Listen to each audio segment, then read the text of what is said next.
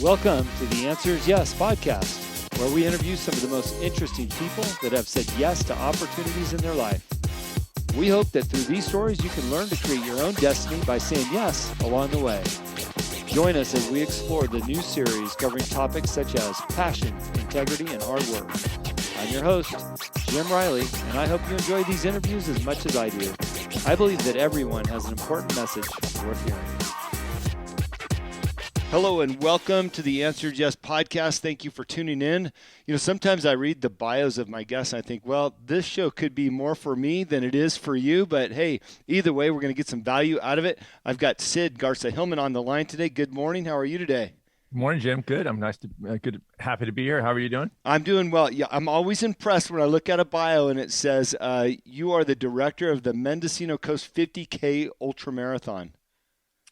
Not only am I, but that thing is ramping up now, so I'm starting to have midnight shivers about it because it's coming up in a couple months. So all the planning is happening right now. Yeah. Now, as a director, are you also a participant, or do you participate in other people's events and then you get ready for your own? Yeah, I cannot participate in my own because on the ground during the day, I'm got the walkie-talkies and I'm directing the 30, 40 volunteers. But I do run it the day before, so I kind of half participate. So I go out with a buddy of mine and we run the entire course. Check the markings that I have hired somebody to do, and sometimes do a little extra marking to make sure nobody gets lost, and just to see the trails. And then I get back, and then the next morning I'm up and rolling on race day. Yeah, I got to tell you, and my listeners know this about me. I wasn't a runner until I turned 40, and then I did my first marathon then, and then I kind of dabbled, and I always wanted to be in a state of being able to go out and run 5 miles, no problem. So then a 12-mile or half marathons were pretty good for me. But when I turned 50, I was number 3 in the world for Spartan ultra racers, men over 50, and I ran the Iceland race, and I loved it. And I'm unbelievable, absolutely thrilled to be out running on trails. So when I see that, it's like instantly I want to talk to you. Well, it's so we have a similar story. I didn't run my first marathon until I was 45, and I didn't run my first ultra until I was 46. So, people go, oh, you've been a runner your whole life. Like, no, I was a very recreational, few miles here, a few miles there, but as my nutrition started to improve, I'm a nutritionist, and, that whole thing has happened and I'm feeling better. And at 45, I go, I'll try marathon. And then at 46, I go, I'll try a 50 miler, and it was just like this incredible thing. Getting on trails was a spark for me. And then on the trails locally where I live on the Mendocino Coast, it was so beautiful. And I thought there's got to be a race around here, and there wasn't. And so I just thought, okay, well, I'll do one. I'll create one, having no experience whatsoever, and then I put it together. Yeah, it'll be in its 5th year. It's sold out every year. People from 18 states come into this little town, and it's really fun. Oh, that's awesome. Well, there's nothing like trail running. I'm in Montana in West Valley, Kalispell. Trails galore. And, I think this is really an appropriate subject, although people might not think so off the bat here. But, one of the things that I learned about running is that it's those little small steps that you put together that give you the ability to do the much larger runs. And over time, you can do these things. And I want to talk about that later in the show, but so I'd love to get some background on you. Take us back, your younger years. What did you do? How did you grow up? Were you an entrepreneur? Were you a businessman? What did early life look like for you? And walk us through your career a little bit. Pretty normal, childhood. Dad was military and then went into the airline business. He was a pilot for years. He was a fighter pilot in the Air Force and Air Force Academy, and then he was a airline pilot, like I said. So yeah, grew up I moved around a little bit. Los Angeles, San Diego, Houston. Went back out to Los Angeles for college. Went to UCLA. Was on track probably to be a lawyer or something. I don't know, and something practical. But I was always a musician, and I had a band in high school, cover band, and that was kind of my dream. And so during college, I was always writing songs, and fell into I was political science. That bored the crap out of me. And then I went to economics, something practical. Then I took a philosophy class on a lark just as to satisfy an elective. And it was like trail running for me. It was like clicked. So I majored in philosophy, graduated in 91. And I always joke that my philosophy degree prepared me extremely well for what I was then pursuing, which was to be an indie rock musician. And so there I was, playing gigs at night. But the only hitch was that I was a lifelong asthmatic.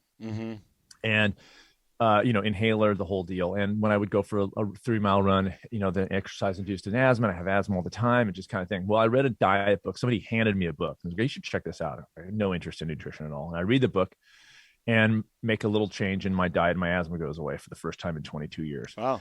And so concurrently, as I'm playing music, and then I kind of, a guy who was listening to me and going to my gigs gave my photo to his agent, and I signed to be an actor with no experience at all, but started working as an actor. So I started making my living as an actor, quit my straight job. So there I am as an actor, musician. The band did okay, put out some albums and toured and all those kinds of things. But reading just book after book, boom, book after book after book, book after book about nutrition. Finally, Los Angeles gets the best of me and my wife. I was like done with that place after 20 years, got out of there, moved to this little town where I live now, where we live with our 3 kids now. And went back to school and became a nutritionist. And so it was not an entrepreneurial thing so much as I was running and still do run a wellness center at a resort up here called the Stanford Inn. And I was just super interested, and they were very supportive. I said, listen, if I do this, I go back, can I start teaching? And they said, absolutely. So I've been teaching for 15 years and teaching cooking and nutrition and healthy living and my small steps approach to stress management, all that kind of stuff that we'll talk about. But it was only in the frustration early on with my nutrition failure, which was giving people a plan and having them not stick with it, that I realized something was wrong here, that I wasn't giving them. Well, I realized this, I was giving them essentially a diet with no tools at all to make this long-term. I was overwhelming them, and they were burning off the excitement, sticking with it as long as the excitement was there. But then as soon as the excitement waned, they had no tools to continue it. So that was the inspiration for my first book. That came out in 2013 on a small publisher in Northern California, who put out my first 2 books actually. But anyways, and so that was where I started to formulate my small steps approach that I still practice now and run my online program and stuff, because I realized without the tools to continue, I'm just wasting people's time and money. They're doing something short term, they're burning out, they're not doing it any longer. What's the big deal? All these things are excellent: meditation, healthy living, exercise, great, as long as you keep with them. Yeah. But if you don't keep with them, don't bother, because they're going to cause you more stress after you're mad at yourself for not keeping with it. Sure. It's amazing. I'm listening to you talk about nutrition. It's funny. I just told this to somebody else on a show. I'm watching my girls. They're 6 and 8. They're always on YouTube. And a Sugar Bear historic commercial came up. Sugar Bear cereal from the 80s, right? And it says, delicious, nutritious, vitamin fortified Sugar Bear sugar cereal. And my 8-year-old looks at me. She's like, Daddy, how is it nutritious if it's sugar? And I said, well, smart. that's what we used to promote then. And I just thought, people's diets and the importance of their diets and what they eat and how they feel is so important, but yet it's one of the last things we consider in our daily routines. It is, because that's such a good point. And I talk about it all the time when I teach, because we're connected. Humans are connected to food in a way that other animals just simply aren't. We have nostalgia and tradition and ritual and just pleasure, so much pleasure attached to it. So that's the last thing we'll touch. We'll go like, tell me how to meditate, give me a pill. I'll go to a yoga class. I'll go to Ayurveda, whatever you choose. I just don't want to touch the food. Yeah. The food is sacred. The food is sacred. I want to eat exactly what I want to eat. And yet, while it's not the only factor that affects our health, for sure, not the only one, but it is the predominant one. It is the primary one. It is the thing that when you get those ducks in a row, you don't need the other stuff as much. You might still need it, but you don't need it as much. And that's the last thing people touch. It's such a funny thing. Can I tell you literally a 30-second funny story about the cereal? Of course. I only got the cereal because you'll love this. So years ago, when my first book came out, I was being interviewed on a radio station in the county. So I drove out to the studio, and I'm sitting there, and these 2 older ladies, and they're interviewing me, and they've got their backs to me because we're in the studio. They're at the boards and the computer, and I'm at the microphone and whatever. And they're asking me about some questions about food. And they brought up this whole sugar cereal thing. And they said, what the kids are eating with the sugar cereal. Now, I'm a huge fan of Crunch Berries. As a kid, I was like, that's the best thing, still to this day, the best thing ever. Yeah. So they're talking about these bad sugar cereals. And I said, and they can't see me, right? Because they got my backs to me. I go, yeah, the only exception to those bad cereals is Crunch Berries, because the berries are so good for you, like that, right? and the one woman spins in her chair with a scowl on her face because she's going to school me, as if I don't know that Crunch Berries, like, and the other one had a sense of humor, but the one did not have a sense of humor. And I totally nailed her because she looked at me and I was grinning, and then she realized I was kidding. And Crunch Berries, that's an exception. Oh, yeah. Anyways, yeah. Well, you know, it's a really good point because, you know, kids are still eating those sugar cereals. All you got to do is walk down the aisle, and we got a couple in our cupboard. And honestly, when I'm craving like a dessert, I'm just going to have some cereal because there's more sugar in that than ice cream. I don't know how old you were. When I grew up, my parents didn't have that stuff in the house, right? So I would go to friends' houses to sleep over, and they would be having ice cream sundaes I would have Crunch Berries for dessert. I would, whatever their sugar cereals were, I would have those for dessert. And to this day, that will be a dessert thing. Like if we're on vacation, I will freaking buy a box of Crunch Berries. And the first time my dad had it, he goes, that's horrible. Let me have that. And I go, try it. He goes, this is going to be horrible. He takes a bite. He goes, God damn it, that's good. Like totally he couldn't not admit that it was so fantastic, you know? Well, it's funny you talk about food, and it's the last thing people want to get rid of to change their lifestyle. And you know, I've realized that what I consume really changed my mood, my attitude for the day, my energy levels for the day, because I play around with my diet quite a bit for training, and it really makes a difference. It's funny, I remember when I really started getting serious about my training, my wife and I, she was also a competitive Spartan racer. We went to the trainer like, man, this food you have us eating is terrible. You know, like we're eating overnight oats with Greek yogurt, you know, flavorless, our first 3 meals of the day. And he says, Jim, you're not eating for pleasure. You're eating for fuel and what your body needs based on the training I'm giving you right now. Like you can just throw out flavor out the window, you know, like get over yourself. And, you know, I wish people that would look at food a little bit differently to change their habits and consider what it's doing to them. Well, you can do both. Frankly, you can do both. You can have extremely healthy food and make it taste good. I mean, I teach cooking classes just to hammer that point home. Yeah. But it absolutely affects your mood. I mean, the gut bacteria that we all are, you know, killing literally, you know, just damaging through our bad diets affects your mood. It affects your sleep. It's your first line of defense of your immune system. Yeah.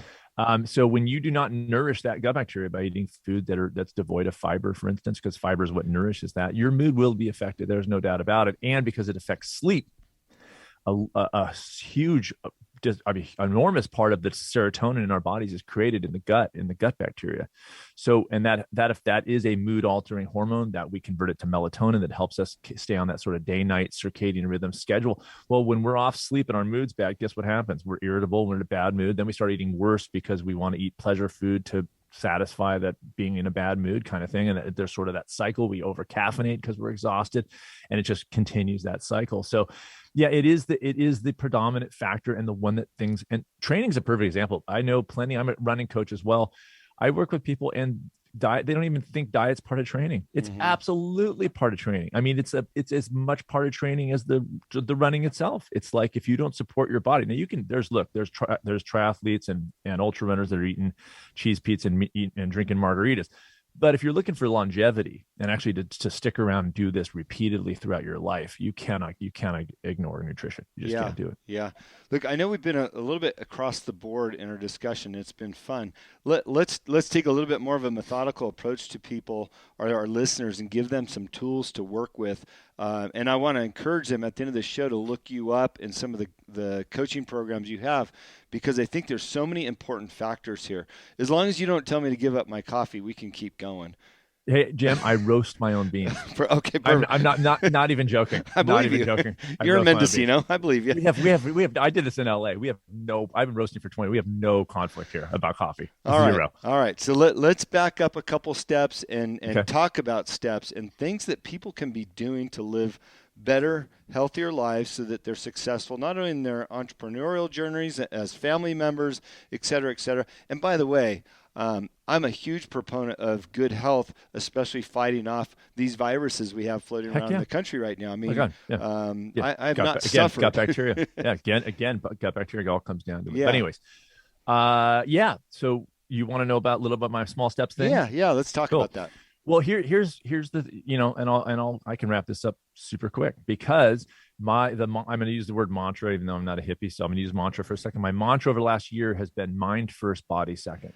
And what that means is take time. This is the best advice, and this is what I teach in both my online program and what I do personal coaching. If you do not take the time to figure out what your goals truly are, to picture the life you actually want to live. This isn't woo-woo, just positive. This is literally like, what is my idea? What are my ideals? What am I actually working